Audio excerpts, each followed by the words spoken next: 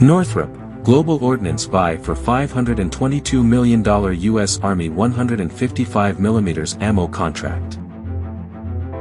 Northrop Grumman and Global Ordnance have been selected to compete for the U.S. Army's 155mm ammunition contract worth $522.3 million. The Army Contracting Command received 2 bids after soliciting via the Internet.